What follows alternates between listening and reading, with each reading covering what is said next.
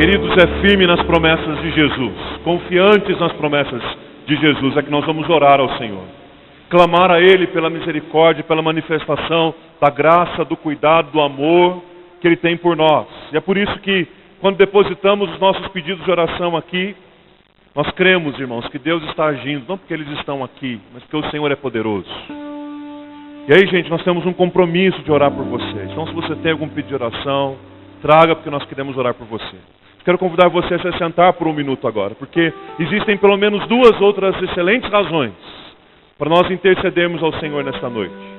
Para colocarmos diante de Deus a nossa vida em oração. Esse final de semana é muito especial para a gente, porque primeiro nós estamos celebrando o Dia dos Pais, e no final do culto, no momento oportuno, a gente vai orar pelos pais também.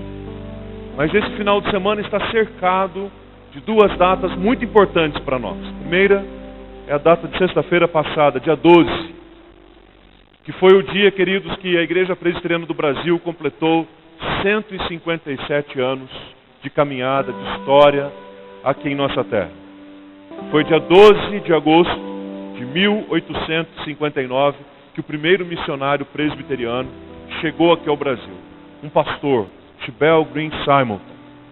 E no Rio de Janeiro, a partir do Rio de Janeiro, plantou essa semente que hoje é em todo o território nacional a Igreja Presbiteriana do Brasil. Louvamos a Deus.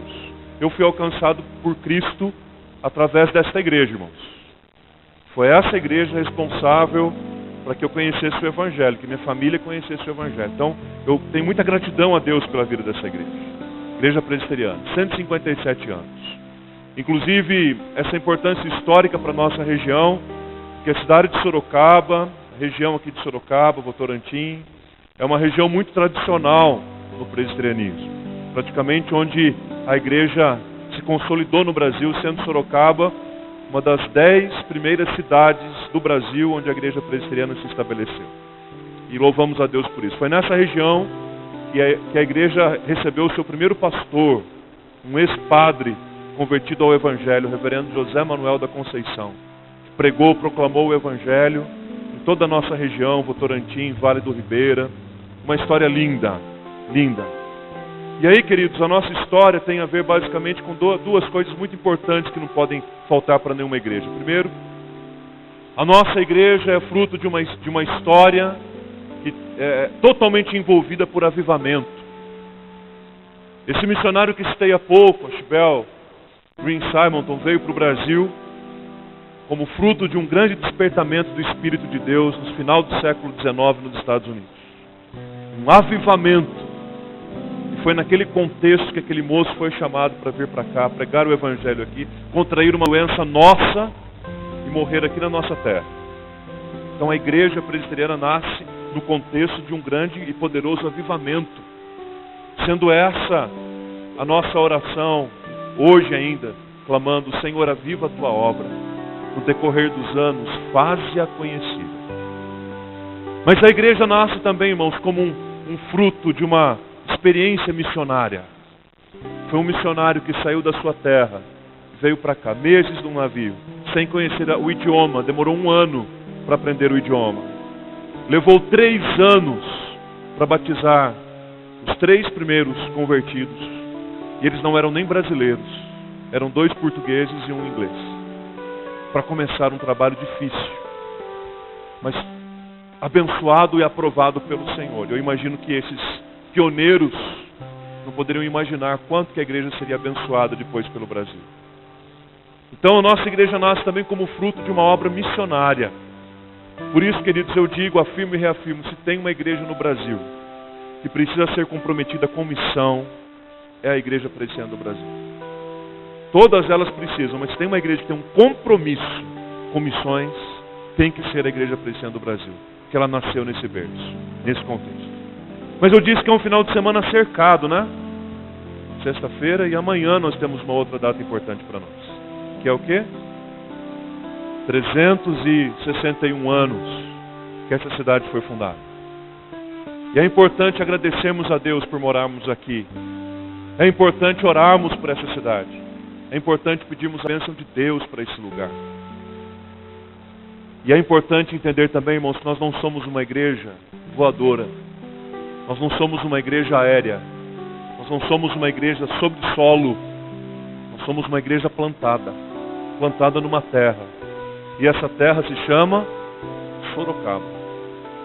O lugar da rasgadura, diz a origem do seu nome. Nós somos plantados nessa terra aqui. E é aqui que Deus quer que frutifiquemos. É aqui que o Senhor quer que eu e você demos muitos frutos para a honra e para a glória do nome dele. Então eu quero convidar você a fechar os seus olhos por um momento e a orar pela vida da igreja, espalhada por todo o Brasil. Agradeça a Deus por essa igreja, mas interceda também por ela nesse momento. Ore a Deus pela cidade de Sorocaba, gente. Ore a Deus por aquelas necessidades que você vê no seu bairro. E em ousadia do Espírito Santo, peça ao Senhor nesta noite: Senhor, dá-nos Sorocaba. E como fizeste no passado, ó Deus, sopra novamente no teu Espírito poderoso. E traz um avivamento nessa cidade, Senhor.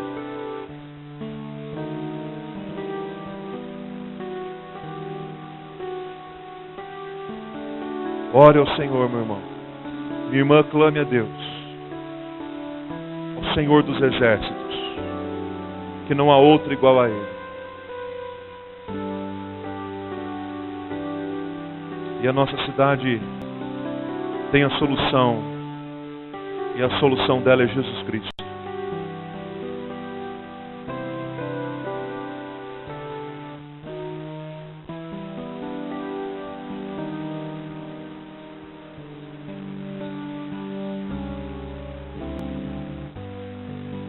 Pai, em nome de Jesus, nós agradecemos ao Senhor nesta noite, pelos 157 anos da nossa Igreja Presbiteriana do Brasil, 157 anos, ó Deus, sendo abençoados pelo Senhor e abençoando, ó Deus, inúmeras cidades brasileiras, com o Teu Evangelho Santo e bendito, com uma doutrina bíblica, com gente, ó Deus, que ama profundamente ao Senhor. Muito obrigado, ó Deus, pela vida da nossa igreja. Obrigado, Senhor, pelos pastores, pelos presbíteros, pelos diáconos, pelos membros, por aquelas pessoas que estão chegando, Senhor, nas inúmeras igrejas espalhadas pelo Brasil todo. Obrigado, Senhor, por esta igreja, uma igreja grande com tantos desafios ainda, tantas coisas ainda por fazer, por acontecer, mas cremos, ó Deus, que o Senhor tem dirigido a vida da nossa igreja e nós te louvamos por isso.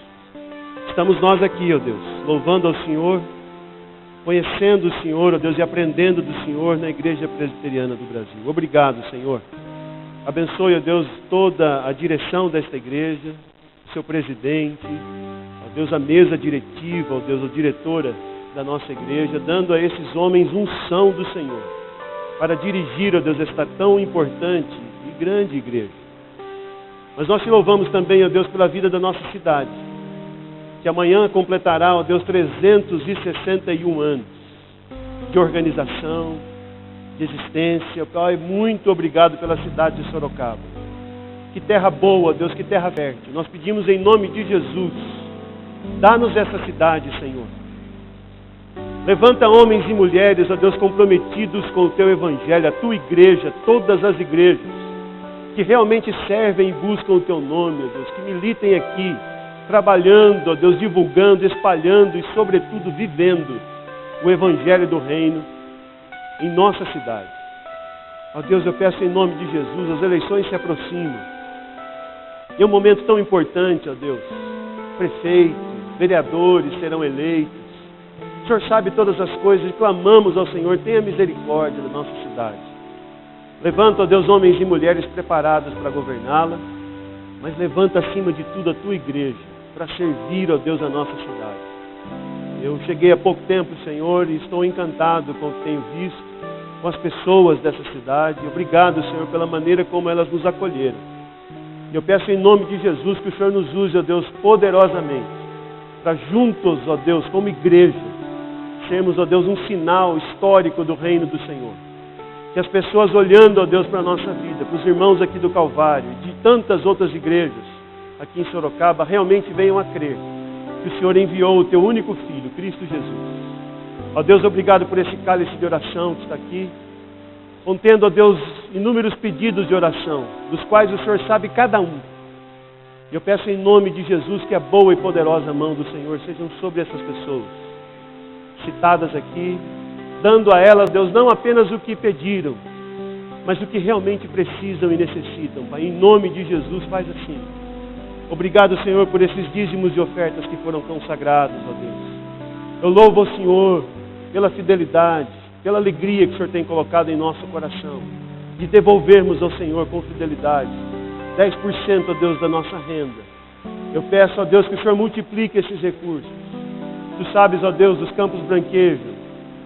É preciso investir em missões, é preciso investir em gente, em material. E eu peço que o Senhor faça multiplicar esses recursos, para que nós aqui no Calvário, ó Deus, venhamos a cumprir a missão, através desses recursos. Abençoa, Senhor, em nome de Jesus, a nossa vida, o nosso coração. Dá-nos ouvidos agora para a Tua palavra. É assim que oramos, agradecidos em nome do Senhor Jesus. Amém e amém, Senhor. Meus irmãos, nós temos falado nesses últimos domingos, e falaremos também nos seguintes, sobre vida sustentável. E compreendemos aqui que vida sustentável é vida obediente a Deus, vida fiel a Deus, vida de amor a Deus e aos seus mandamentos. E agora que nós já compreendemos a importância histórica dos mandamentos, e já compreendemos o que vida sustentável, vida cristã sustentável tem a ver com a gente, agora que já conhecemos o primeiro mandamento e a exclusividade que devemos devotar apenas ao Senhor, então nós vamos falar hoje sobre o segundo mandamento. O mandamento que nos convida à adoração fiel a Deus, fiel ao Senhor. E por isso que é importante você seguir aquela recomendação que demos há 2 domingos atrás, de ler por esses próximos 40 dias, ou nesses 40 dias, o livro do Êxodo. É um livro enriquecedor, fala muito aos nossos corações, são 40 capítulos. Leia um capítulo por dia, para você aprender da palavra e crescer na palavra. Segundo, nós estamos disponibilizando para você um impresso como esse, que você pode levar para amigos, para familiares, com algumas dicas a respeito de vida sustentável, vida espiritual, qualidade de vida relacional. Cada um dessas 10 dicas aqui corresponde a um dos mandamentos. A segunda dica corresponde ao mandamento que vamos falar hoje, inclusive. E também, desde domingo passado para cá, nós deixamos à disposição dos irmãos uma caixa ali em frente, para que os irmãos pudessem fazer alguma reação em relação à mensagem, alguma dúvida que precisasse ser tirada. Não é caixa de sugestões, e principalmente relacionados a outros assuntos da igreja. Está relacionado à mensagem. Você ouviu, ficou com alguma dúvida, gostaria de fazer uma pergunta, compartilhar, foi uma bênção na sua vida, algum tipo de reação, você pode escrever, lá tem um papel, tem uma caneta, você escreve e coloca na caixa. Se você prefere fazer isso por caminhos digitais, lá no site da igreja tem os e-mails de cada um dos pastores e você pode mandar direto para a gente também. Por que nós fizemos isso? Porque desde a primeira mensagem, na primeira semana já, durante a semana, muitos irmãos nos procuraram, lendo o Êxodo, com perguntas sobre o que falamos aqui, sobre os mandamentos. E nós queremos que a igreja esteja cada dia mais informada e crescendo na graça e no conhecimento do Senhor Jesus. Tá bom? Então, usem desses recursos também para falar com a gente o que Deus tem falado ao seu coração. Ok? O texto que nós vamos ler hoje, queridos, está lá em Êxodo capítulo 20, do versículo 4 ao versículo 6. Alguns mandamentos se resumem num único versículo. Em alguns, até em 2 palavras. Não matarás, não adulterarás, tal. Mas outros mandamentos estão desenvolvidos em alguns versículos, como esse daqui, que eu estou trazendo hoje, o segundo mandamento. A correspondência do segundo mandamento, da repetição da lei, está lá em Deuteronômio capítulo 5, do versículo 8 ao versículo 10. Aí esse mandamento especificamente, queridos, eu vou ler com vocês em 3 versões. A primeira é essa que está aí, que é a versão atualizada, segunda edição, que é aquela que eu normalmente uso nas mensagens aqui. Sempre uso essa. Depois vou ler mais 2 traduções, para a gente entender direitinho para onde que o segundo mandamento está conduzindo a gente. Ok? Então diz assim a palavra em Êxodo 20, de 4 a 6, na versão atualizada. Não farás para ti imagem de escultura, nem semelhança alguma do que há em cima nos céus, nem embaixo na terra, nem nas águas debaixo da terra. Não as adorarás, nem lhes darás culto, porque eu sou o Senhor teu Deus, Deus zeloso, que visito a iniquidade dos pais nos filhos, até a 3ª e 4ª geração daqueles que me aborrecem. E faço misericórdia até 1000 gerações daqueles que me amam e guardam os meus mandamentos. Então são 3 versículos, mas em suma, qual que é o mandamento que está aqui? Não farás para ti imagem de escultura. Esse é o mandamento. Agora deixa eu ler para vocês na tradução a mensagem, uma tradução parafraseada da Bíblia, que diz assim: não tenham deuses esculpidos de nenhum tamanho ou forma com aparência de coisa alguma, seja de coisas que andam, seja de coisas que voam, seja de coisas que nadam. Não se curvem a elas, nem as sirvam, pois sou o Eterno, o Deus de vocês. E sou Deus zeloso, que pune os filhos pelos pecados dos pais, até a 3ª e 4ª gerações dos que me odeiam. Mas sou leal a milhares que me amam e guardam os meus mandamentos. Agora uma terceira versão que eu vou ler com você é de uma Bíblia chamada a Bíblia de Jerusalém. Uma Bíblia também uma tradução bastante conhecida e utilizada, que diz assim: não farás para ti imagem de nada que se assemelhe ao que existe lá em cima nos céus, ou embaixo na terra, ou nas águas que estão sob a terra. Não te prostrarás diante desses deuses e não os servirás, porque eu sou Yahvé, seu Deus. Sou um Deus zeloso, que puno a iniquidade dos pais sobre os filhos, até a 3ª e 4ª geração dos que me odeiam. Mas que também ajo com amor até a 1000ª geração, para aqueles que me amam e guardam os meus mandamentos. Vamos orar mais uma vez ao Senhor? Deus querido, muito obrigado pela Tua palavra, como a Tua palavra é maravilhosa. Pedimos ao Senhor que nos ajude, que nos oriente, ó Deus, para não quebrarmos o segundo mandamento, Pai. Não permita, Senhor, que isso aconteça com a gente. Abençoe-nos, ó Deus, e fale ao nosso coração nesta hora. Fale, ó Deus, com cada um dos Teus filhos aqui. Use, Deus, a minha vida, Pai. Eu me entrego, eu me rendo em Tuas mãos. Que a palavra do Senhor alcance com precisão e traga entendimento, luz, libertação de todos os ídolos, ó Deus, que porventura têm tentado ocupar o lugar que é Teu no nosso coração. Entregamos tudo a Ti, Jesus, e pedimos que sobre nós permaneçam essas bênçãos. Em nome de Jesus, o Teu Filho amado, é que oramos agradecidos ao Senhor. Amém e amém. Meus irmãos, nós estamos vivendo esses dias históricos das Olimpíadas no Brasil, mais precisamente na cidade do Rio de Janeiro. E dentre tantas histórias de lutas, de emoções, de superações, de treinos, de decepções, de erros e acertos, de vitórias e fracassos, nota-se de maneira muito singular que os Jogos Olímpicos têm uma grande capacidade de construir novos ídolos, novos deuses, novos mitos.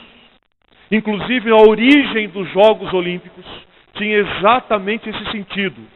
Os vencedores dos Jogos Olímpicos, que recebiam o seu louro pela vitória, eram considerados como semideuses, eram considerados homens e mulheres mitos, eram considerados e consagrados por todos como se fossem deuses de fato. E de fato, irmãos, quando olhamos para os Jogos Olímpicos hoje no Brasil, mais de 100 anos depois do início dos Jogos, olhamos para atletas, por exemplo, como Michael Phelps, um homem que ultrapassou todos os limites que poderia ganhar, praticamente tudo que ele tem de medalha, só ele. Precisa juntar várias Olimpíadas do Brasil como equipe para dar o número de medalhas. Um homem que ultrapassou barreiras, bateu recordes.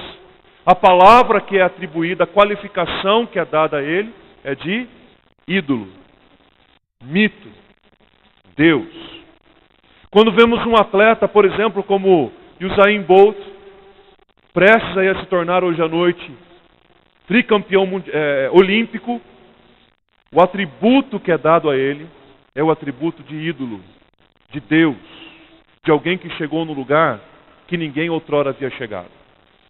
Sabem por que isso acontece, queridos? Isso acontece porque o ser humano tem uma necessidade muito grande de construir e consagrar ídolos. Ídolos que sejam concretos. Ídolos que sejam reais. Ídolos que sejam visíveis. Ídolos que sejam palpáveis. Ídolos que inspirem mais confiança do que, quem sabe, o Deus dos cristãos, que é invisível, que ninguém jamais viu. E muitas vezes, para essas pessoas que constroem os seus próprios ídolos, viver pela fé é um desafio muito grande, muito distante de nós. E aí, no início da semana que passou, acompanhando aí a rotina dos Jogos Olímpicos, mostrou a equipe de ginástica olímpica masculina do Japão.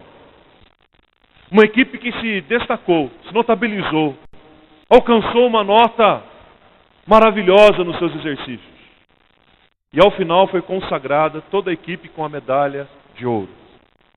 Mas o que chamou a atenção foi que quando um dos japoneses, um daqueles jovens daquela equipe, o rei Ushimura, foi perguntado a respeito do segredo do sucesso, a frase que ele definiu, o seu sucesso e a sua conquista foi: eu não acredito em Deus, eu acredito em treinamento.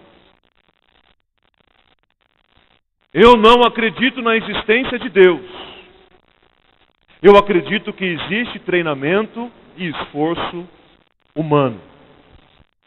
Agora, se de fato os Jogos Olímpicos são uma fábrica de ídolos, e se os ídolos que têm se levantado se levantam com esse tipo de pensamento, e todo ídolo tem os seus seguidores, então que tipo de seguidores de ídolos nós estamos tomando conhecimento na nossa geração?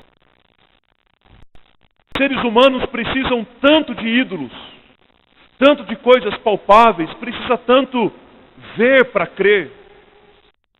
E quando eu falo a respeito de ver para crer, você se lembra de quem? De quem? Tomé. Tomé foi aquele homem que precisou ver para crer. Tanto que existe uma cidade no Brasil, no estado de Minas Gerais, chamada São Tomé das Letras. Uma cidade bonita, turística, num refúgio natural maravilhoso, mas uma cidade completamente tomada por misticismo, por religiões de todos os tipos. E saiu uma matéria recente, uma matéria de capa, inclusive na revista Ultimato, com o seguinte tema: São Tomé das Letras, ou melhor, as muitas espiritualidades de São Tomé das Letras e a graça de Deus. E aí essa matéria descreve todo aquele misticismo que há, tantas expressões de religião, inclusive um lugar chamado Harmonia, onde existem deuses para todo tipo de adoração, e existe um lugar que está escrito: ao Deus desconhecido. Por essa e outras razões é que São Tomé das Letras é conhecida por muitos como a Atenas brasileira. Por conta do que está descrito em Atos 17, quando Paulo chegou em Atenas e diz que o espírito dele se revoltava perante a idolatria presente na cidade, e que havia ali naquele lugar, inclusive, no meio de tantos altares, um altar para Deus desconhecido. O texto que lemos nessa noite, queridos, para nossa reflexão, apresenta para a gente uma declaração eloquente do Senhor contra toda e qualquer manifestação de idolatria. Como expliquei há 2 domingos atrás, todos os 10 mandamentos estão dentro daquela moldura dos versículos 1 e 2. Quando o Senhor falou todas essas palavras: eu sou o Senhor teu Deus, eu tirei da terra do Egito, eu tirei da casa da servidão, portanto, não farás para ti imagem de escultura. E o que é que esse mandamento quer dizer para nós? Qual a mensagem que esse mandamento carrega? Primeiro, esse mandamento carrega a mensagem de que nós não devemos construir nenhum tipo de objeto que se torne para nós produto de idolatria. seja de porcelana, seja de barro, seja de pedra, seja de madeira, seja de acrílico, seja de qualquer matéria-prima. Não se deve construir nenhum objeto concreto que torne-se razão da nossa adoração.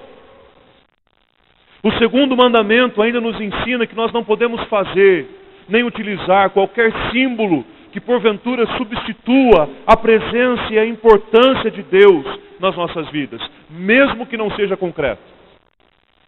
Porque o segundo mandamento, irmãos, ele vai além do que é concreto. A gente tem a tendência de olhar para o segundo mandamento e reduzi-lo, e por que não dizer empobrecê-lo? A gente olha para o segundo mandamento e diz, bom, não farás para ti imagem de escultura. Ok, eu não sou um adorador de imagem de escultura, então o segundo mandamento não se aplica para mim.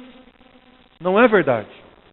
Porque as imagens de escultura descritas no segundo mandamento também envolvem tantas outras manifestações idólatras daquilo que não é concreto. O segundo mandamento ainda ensina que não se deve adorar e nem oferecer qualquer tipo de culto, seja a ídolos construídos por mãos humanas, ou sejam aqueles ídolos que foram construídos aqui, na nossa mente, na nossa imaginação, ou também nos nossos corações. Não devemos construir ídolos e nem tampouco adorá-los. E aí há nos versículos 5 e 6 essa dinâmica da bênção e da maldição. O Senhor diz, eu pesarei a mão, eu manifestarei o meu juízo para aqueles que adoram outros deuses, que fazem outros ídolos. Eu manifestarei o meu juízo até a terceira e a quarta geração daqueles que assim fazem. E muitas pessoas se preocupam com o caráter literal do texto. Bom, então precisamos esperar passar uma geração, 2 gerações, 3 gerações, 4 gerações. Não é isso. Nesse texto, essa terceira e quarta geração não é literal, mas é o juízo de Deus simbólico, não em relação ao tempo que ele vai durar, mas à intensidade que ele vai ter.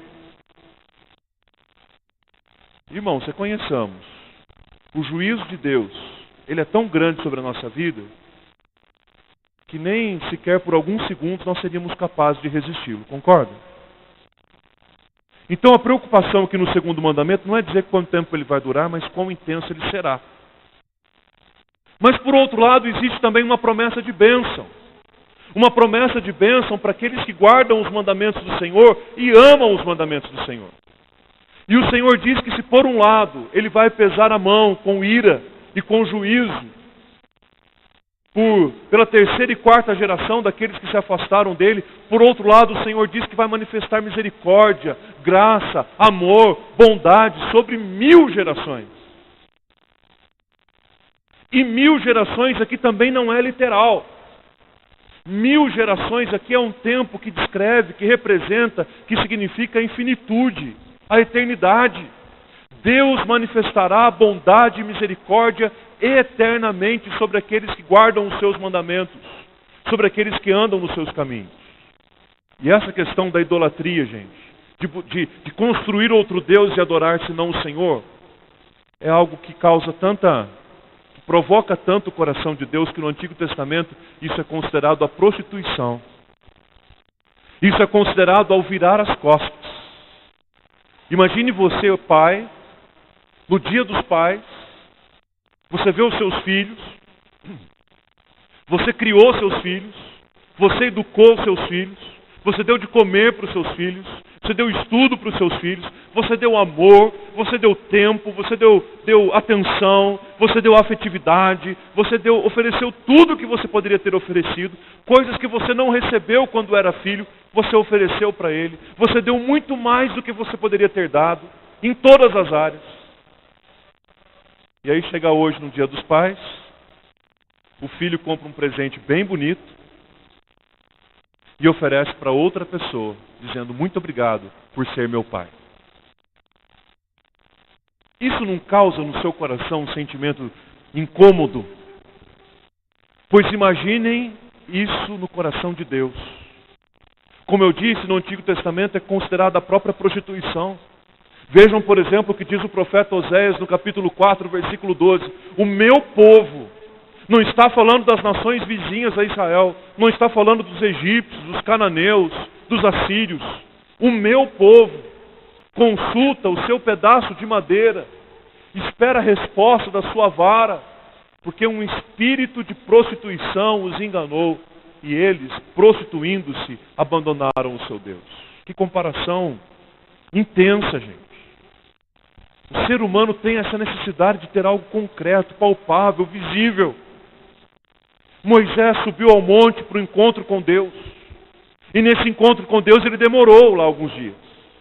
Ficou lá em comunhão com Deus, falando com Deus, buscando a Deus, orando a Deus, Deus falando com ele. Quando ele desceu do monte, o seu rosto brilhava. Mas a palavra diz que o povo lá embaixo ficou inseguro sobre a ausência de Moisés. Será que ele esqueceu da gente? Será que Deus o arrebatou? Será que ele desceu enquanto a gente dormia e foi embora e largou a gente aqui porque não sabia o que fazer com a gente? O que será que aconteceu com Moisés? Para onde ele foi? É melhor juntarmos então todos os objetos que nós temos de ouro, joias, argolas, tudo. Tragam tudo para cá. Vamos fundir esse ouro e vamos construir um bezerro. E vamos adorar, e vamos buscar esse bezerro, porque Moisés esqueceu da gente. Irmãos, reconheçamos. Quantas vezes, pela fragilidade da nossa fé, nós temos construído os nossos próprios bezerros de ouro.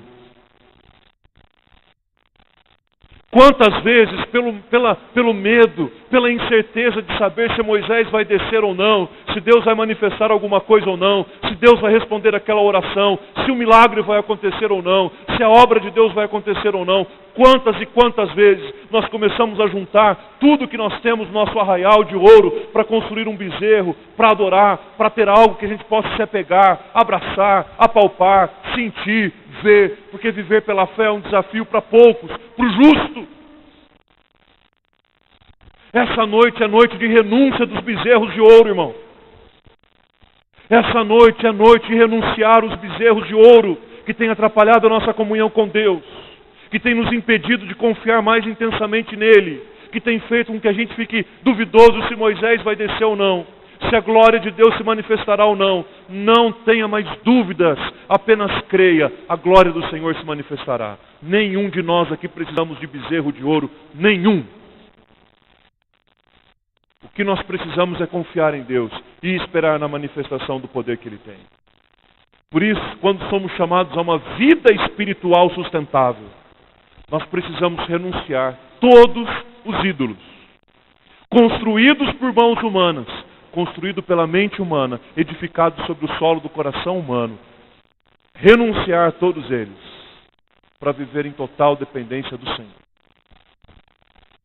E aí deixa eu dizer algumas coisas importantes para vocês sobre o segundo mandamento. Primeiro, que todo ídolo, irmão, todo ídolo é morto. O texto que a Lígia leu agora há pouco com a gente no Salmo 115, ela parou no versículo 3, mas o versículo 4 começa dizendo isso que está na tela. Os ídolos têm boca, mas não falam. Têm olhos e não veem.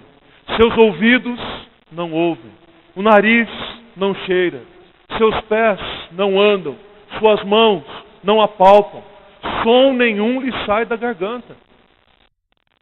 Ou seja, toda a iniciativa de adorar a um ídolo morto, o texto continua dizendo que se tornam semelhantes a eles aqueles que o adoram. E aí no finalzinho do Salmo 115, que ali já retomou aqui com a gente, diz, os mortos não louvam ao Senhor. Mortos não louvam ao Senhor. Se todos aqueles que adoram um ídolo se tornam como eles, porque depositam a sua confiança no seu próprio bezerro de ouro, se tornam também mortos, e mortos não louvam o Senhor. E quando eu falo a respeito disso, meus irmãos, há um exemplo na Bíblia que fala muito ao meu coração, que é do profeta Elias. Naquele desafio que ele tem com os profetas de Baal, 450 homens. E eles estão ali diante de um altar, e o desafio é o seguinte, cada um clama ao seu Deus. Elias clama a Baal, Elias clama ao Deus poderoso. Os profetas de Baal clamam a Baal, para que Deus mande fogo sobre aquele altar. Eles começam o desafio, começa pelos profetas de Baal. E eles clamam, pedem, gritam, falam mais alto, suplicam, choram. E não vem fogo nenhum naquele altar. Por quê? Porque Baal estava morto. E Elias, até num certo tom de provocação e ironia, diz assim: gritem mais, chamem mais alto. Pode ser que ele esteja de férias, ou quem sabe dormindo, ou quem sabe está fazendo suas necessidades. Clamem mais alto, peçam mais alto. E eles não só pedem mais alto, como diz o texto, que eles começam a mutilar o próprio corpo, se cortando para chamar a atenção de Baal. E sabe o que acontece, irmãos? Quando o altar estava ali, eles clamavam a Baal, o sangue escorria. Eles clamavam para que o sangue descesse, clamavam para que o fogo descesse, clamavam a Baal, clamavam a Baal. E sabe o que aconteceu no altar? Nada. Aí Elias simplesmente ora: Senhor, estamos aqui juntos, sei que o Senhor é vivo e poderoso, manda um fogo aqui nesse altar. Eu sei já, mas manda um fogo para esse pessoal perceber também. Podem colocar mais água aqui no altar, por favor? E terminada a sua oração, o Senhor dos Exércitos, que não se cansa, não fadiga, não tira férias, não dorme, manda fogo que consome aquele altar. E os profetas de Baal não têm outro reconhecimento a fazer a não ser: só o Senhor é Deus, só o Senhor é Deus, só o Senhor é Deus. Porque quando abandonamos os nossos bezerros de ouro, irmãos, e confiamos em Deus, no Senhor dos Exércitos, quando fizermos isso com toda a intensidade da nossa vida, não haverá um sorocabano sobre essa terra que não declare: só o Senhor é Deus. Não haverá alguém que consiga ficar com a sua boca fechada diante da possibilidade de reconhecer que só o Senhor é Deus Todo-Poderoso. Só o Senhor é Deus.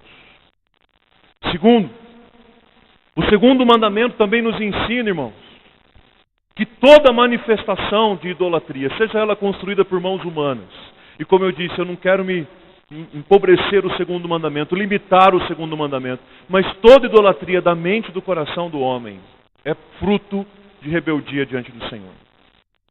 E rebeldia diante de Deus, irmãos, diz respeito aos primórdios da capacidade que o homem tem de pecar. Rebeldia, rebelião, é pecado diante de Deus. E toda manifestação idólatra é uma afronta ao Deus Criador. Vejam o que diz o profeta Jeremias, por exemplo. Como se envergonham os que dizem a um pedaço de madeira: Tu és meu pai, e a uma pedra: Tu me geraste. Pois me viraram as costas e não o rosto. Então todas as vezes que nós devotamos a nossa fé a qualquer coisa que não seja o Senhor, nós estamos incorrendo no pecado da rebelião. Se rebelando contra o Criador. Como exemplifiquei agora há pouco, aquele que fez tudo por nós. Mas ainda assim não conseguimos dar a resposta que deveríamos dar a Ele. De gratidão, de santificação e de consagração. Por fim, o segundo mandamento também nos ensina que nem todo ídolo é escultura. Existem muitos ídolos construídos aqui, edificados nesse solo aqui, Alguns foram mencionados pela Lígia aqui agora há pouco. Para muitas pessoas o seu ídolo é o dinheiro. Para muitas pessoas o seu ídolo é o casamento. Para muitas pessoas os seus ídolos são os filhos. Para muitas pessoas os seus ídolos são os netos. Para muitas pessoas os seus ídolos são os atletas. Para muitas pessoas os seus ídolos são a carreira profissional que construíram. Para muitas pessoas os seus ídolos são as próprias coisas ligadas à religião, como um templo, como um púlpito, como um terno e uma gravata. Para muitas pessoas a idolatria está muito distante de ser algo feito pela mão humana, de barro ou qualquer outro material, mas está muito solidificado aqui, E isso é um problema. Vejam como o texto de Ezequiel diz claramente sobre isso. A palavra do Senhor veio a mim dizendo: Filho do homem, estes homens levantaram os seus ídolos, onde, gente? Dentro do seu coração. Depois eu recomendo você ler em casa Ezequiel 14, que usa essa expressão ídolos do coração várias vezes aí. dentro do coração edificaram os seus ídolos e se afastaram de mim para seguir os seus próprios ídolos. O que dizer então em relação à idolatria que muitas vezes há no próprio contexto evangélico? É de nós que nós estamos falando. A idolatria que há em torno, por exemplo, dos cantores, das personalidades do mundo gospel, dos pregadores, de tantos que já caíram ao longo da história justamente porque caíram na idolatria, da fama, do status, da personalidade. Isso é um perigo, irmãos. Isso destrói a gente. Como a gente tem essa necessidade tão grande de ídolos. Então eu adoro, eu sou fã, é meu ídolo. E aí dentro da nossa própria cultura evangélica nós acabamos, ainda que inconscientemente, dando espaço para a idolatria. Cuidado. Seja zeloso. Seja edificado com a palavra do pregador, com a música do cantor, mas não esqueça que somos todos servos do Deus Altíssimo. E se aquele que é o alvo da idolatria, irmãos, não tiver o coração no lugar, ele perde para a idolatria. Ele perde para a idolatria. Deixa eu exemplificar isso para vocês.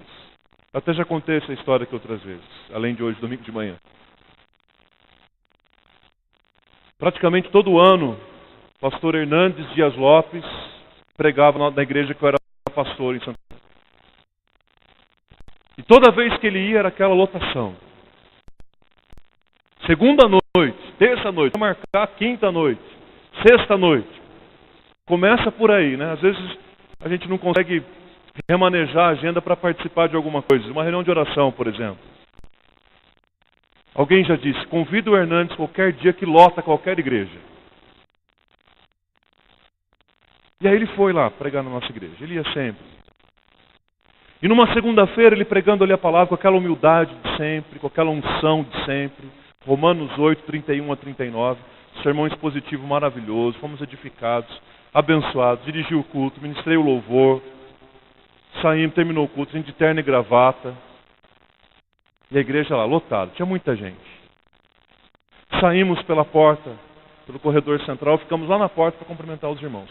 Era um espaço como esse que a gente tem aqui. Imaginem todas essas pessoas tentando sair por lá, que queriam cumprimentá-lo. Irmãos, poucas vezes na minha vida eu ouvi tanta bobagem em tão pouco tempo, num lugar tão pequeno como aquele. Do que os crentes tiveram coragem de dizer para o pastor Hernandes. E repito, que se ele não fosse um homem de Deus, ele já teria perdido para a idolatria há muito tempo. Chegou uma moça lá, falou para ele assim, pastor, que bênção! O senhor me dá um autógrafo? E já impressionado com aquilo, disse, autógrafo não é bem uma palavra que a gente está acostumado. E ele então, meio sem graça, sem saber muito bem como reagir àquilo, ele foi escrever uma mensagem para ela num pedaço de papel e disse, não, não, não, eu quero que o senhor dê um autógrafo em Romanos 8, que foi o texto que o senhor pregou hoje. Só. Abriu lá em Romanos 8, o pastor todo ali querendo ser gentil, pegou uma caneta e escreveu um recado para ela na página de Romanos 8. Ai, meu Deus, nunca mais vou deixar essa Bíblia. Acho que a Bíblia ficou mais valiosa depois que ele deu o autógrafo. E ele todo sem graça, continuamos os cumprimentos. Daqui a pouco passou uma outra pessoa com uma máquina fotográfica, um celular. Falei assim, ai pastor, que bênção, que maravilha e tal. Eu não conhecia essas pessoas, né? Estavam visitando a igreja. E aí ela falou assim, posso tirar uma foto com o senhor? Eu falei, claro, pois não. E o povo passando por ali, né? Pessoas passando. E eu estava ao lado dele, irmão. Mas eu confesso, eu não queria sair na foto. Eu estava ao lado dele, não tinha outro lugar para eu ficar. E ele se posicionou, confesso que eu dei uma ajeitadinha na gravata. Quando a moça se posicionou com o celular de frente para mim, já estava preparada para tirar foto, ela baixou o celular e fez assim. O senhor pode sair da foto? Eu queria tirar uma foto só dele. Eu não queria sair na foto. Acho que de lá que vem o meu trauma de agora querer sair em todas as fotos do povo. Onde tem uma foto eu quero aparecer. Que foi um trauma muito forte da minha vida, irmãos. Eu nem queria ter saído na foto, não tinha espaço. E eu garanto que eu saí na foto. Falei pro pessoal depois do culto, que não tinha espaço, eu estava ali. Mas imagine, sai que eu quero tirar uma foto com o meu ídolo. Eu quero levar uma lembrança do meu ídolo. E isso, queridos, é uma manifestação perigosa, que vai dominando o coração da gente. E vai fazendo com que, sem perceber, a gente quebre o segundo mandamento. Meus irmãos, meu rebanho, em nome de Jesus, não quebre o segundo mandamento. Não quebrem o segundo mandamento. Por favor.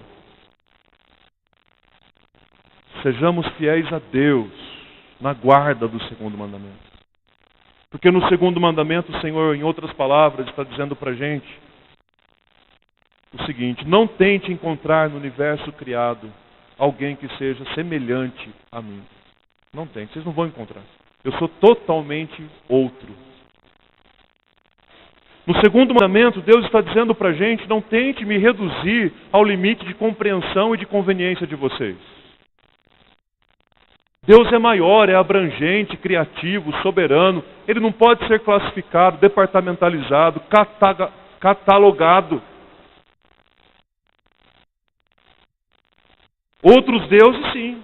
Aí existe o Deus do casamento, o Deus da colheita, o Deus do amor, o Deus, seja do que for.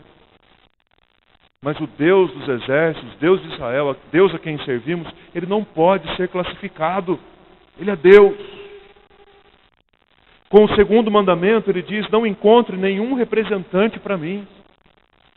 Não coloque nenhum outro mediador no nosso relacionamento que não seja Jesus Cristo. Não permita que nenhum ídolo se torne o seu bezerro de ouro. Não permita que isso aconteça. E aí, queridos, eu termino com o testemunho de um autor canadense que, quando jovem, tinha um grande sonho, que era de se tornar um escritor. Mas não um escritor qualquer, ele queria ser muito famoso. Ele queria ter as obras conhecidas no Canadá todo, no país todo. E ele começou a se empenhar para isso, começou a trabalhar nisso, e de fato ele se tornou um autor tão conhecido, tão celebrado, que as obras dele não ficaram restritas ao Canadá, de fato se espalharam pelo mundo todo. E esse homem alcançou uma fama, um sucesso, um status tão grande, que com o passar do tempo ele já não conseguia mais viver. Foi acometido por um profundo estado de depressão e facilmente se envolveu com o alcoolismo e com o uso de drogas. Claro que isso encurtou o seu tempo de vida, como normalmente faz. E já no seu leito, praticamente de morte, desenganado pelos médicos, vivendo os seus últimos dias, aquele homem teve a oportunidade de conhecer o Evangelho da graça de Deus e entregou a sua vida a Jesus num leito de hospital. E depois de ter feito isso, ele escreveu uma carta. Habilidoso que era com a caneta, escreveu uma carta e deixou para aqueles que quisessem ler. E nessa carta, em outras palavras, resumidamente, ele diz o seguinte: eu passei a minha vida toda cultivando meus ídolos, mimando meus ídolos, alimentando meus ídolos. E hoje, os meus ídolos me devoraram. Passei a vida mimando os meus ídolos, mas os meus ídolos me devoraram. Queridos, ídolos devoram.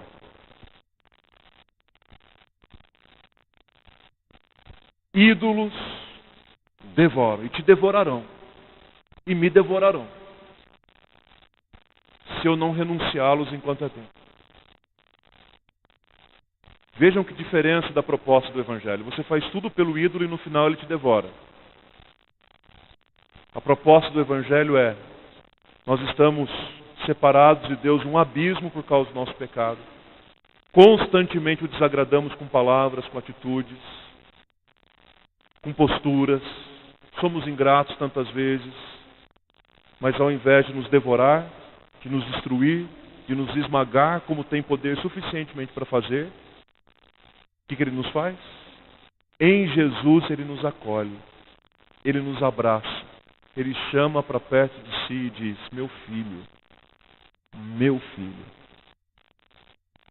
eu não te devoro, eu te amo. Os ídolos devoram, eu vivifico.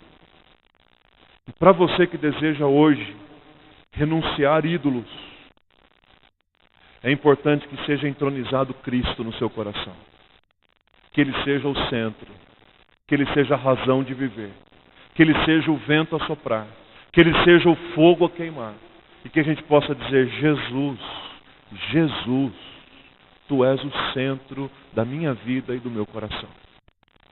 Eu quero convidar você para a gente cantar uma música juntos agora, que fala justamente sobre isso, e com ela eu quero convidar você a renunciar possíveis ídolos que estejam no seu coração, porque ídolos devoram, ídolos matam, mas o Senhor vivifica.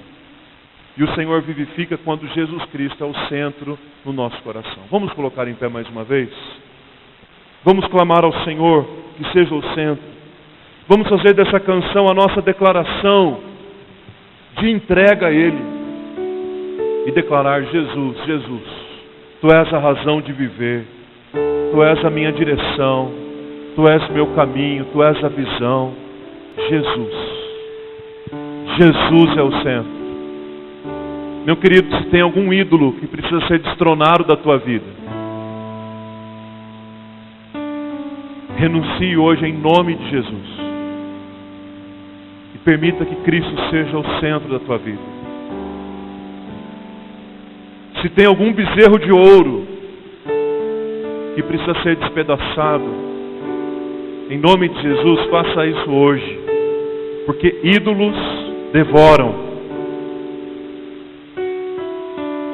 Jesus vivifica. Ídolos matam, passam por cima da gente, nos atropelam, alimentamos, mimamos, mas ao final eles cobram a nossa vida. Enquanto Jesus, por mais distante que estivermos dele, Ele estende a sua mão maravilhosa e diz: meu filho, vem. Eu quero ser o centro na tua vida. Seja o centro, Jesus.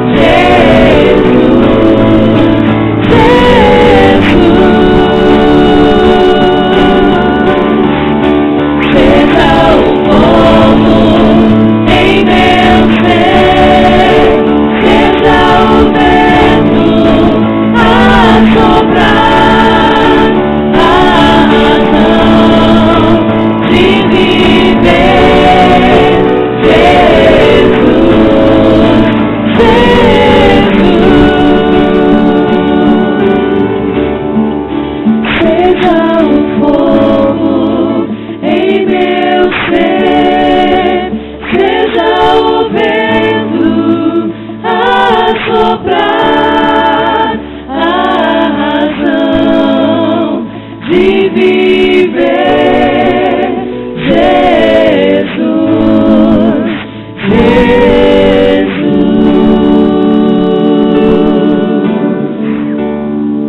Dê a mão àquele que está ao seu lado agora, meu irmão e minha irmã. E vamos juntos clamar ao nosso Deus libertador. Pelo nome e pelo sangue de Jesus Cristo. Ídolos podem ser destronados da nossa vida nessa noite. O que tem se tornado um ídolo para você, meu irmão?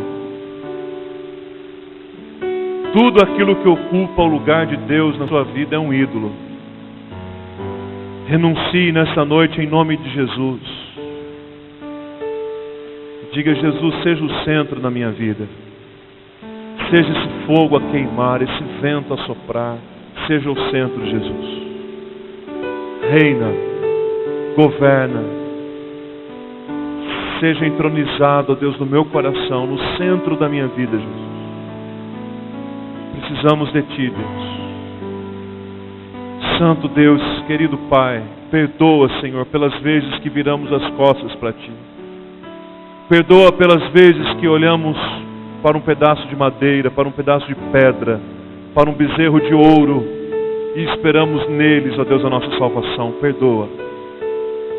Que seja hoje, ó Deus, uma noite de renúncia de ídolos, de renúncia de bezerros de ouro, para a restauração da nossa fé, da nossa confiança total na presença e na glória do Senhor. Santifica, Senhor, o Teu povo, santifica a Tua igreja, reina absoluto nos nossos corações. Não nos deixe, Senhor, quebrar o segundo mandamento, mas mantenha o nosso coração fiel e que sejamos abençoados pelo Senhor, Deus, com toda a intensidade das Tuas bênçãos. Estejamos, ó Deus, entre aqueles que amam e guardam os Teus mandamentos, Jesus. Seja o centro, Jesus. Jesus. Jesus. Seja o centro, Filho de Deus. Te damos graças, ó Pai, pelo Teu povo aqui congregado. Pedimos as Tuas bênçãos sobre a Tua igreja nessa semana. Te louvamos pela vida dos pais, ó Deus, que estão aqui. Nesse dia dos pais. Nós oramos ao Senhor por esses homens, que o Senhor lhes deu herança, que o Senhor consagre e santifique a vida de cada um deles, para que sejam homens de honra, homens segundo o Teu coração, homens santificados pela palavra do Senhor, que sejam, ó Deus, influência, testemunho e exemplo na vida dos Seus filhos, ó Pai, que sejam livres do mal, e santificados pelo Senhor, proclamem o Evangelho onde quer que estejam. Faz isso, Deus, em nós, faz isso através de nós. E agora, Igreja de Jesus, que a maravilhosa graça do nosso Senhor e Salvador Jesus Cristo, que o amor insondável de Deus, o nosso eterno e poderoso Pai, que a comunhão e a consolação do Santo Espírito repousem sobre vós, e sobre vós permaneçam desde agora e pelos séculos dos séculos. Amém e amém, Jesus. Amém, queridos. Podem se sentar.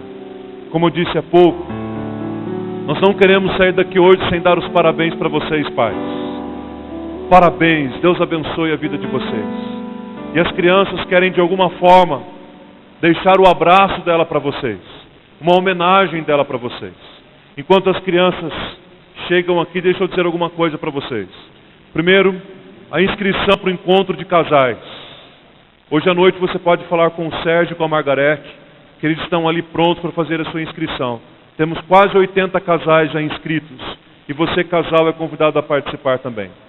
Teremos a Cris com a Viva Mulher, inscrição do encontro de mulheres em novembro, final de semana em Serra Negra, será uma bênção. No último sábado de agosto, irmãos, é 27, nós teremos uma confraternização com o tema Festa Caipira, e será lá no acampamento da igreja, no Recanto Shekinah.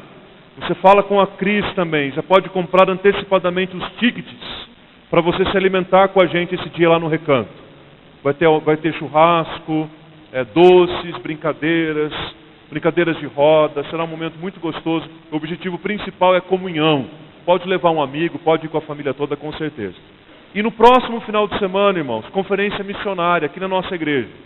Sexta-feira, às 20 horas, é apenas para liderança. uma palavra de conscientização missionária, vocação missionária. Sábado, 7h30 da noite. E domingo, às 9 da manhã e às 7 da noite. Normalmente nós fazemos cultos diferentes, para atender os dois públicos. Domingo que vem não, domingo que vem os cultos, ou melhor, cultos iguais. Domingo que vem não, domingo que vem os cultos serão diferentes. Então você que vem normalmente à noite pode vir de manhã também. E o pessoal da manhã também poderá vir à noite. Os preletores serão o pastor Wilson e a Lilita, irmãos missionários por 20 anos lá no Pará. Campo missionário que a nossa igreja visitou com um grupo de 43 pessoas no ano passado. Retrasado já, né? O tempo passa rápido.